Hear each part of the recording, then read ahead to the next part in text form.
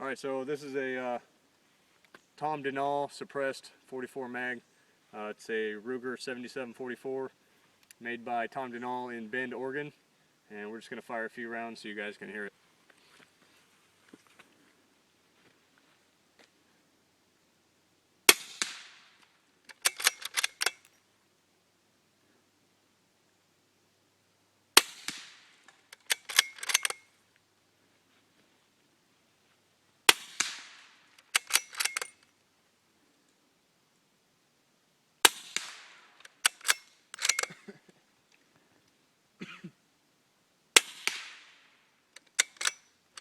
And just so you can see what we're shooting, it's that bad boy right there.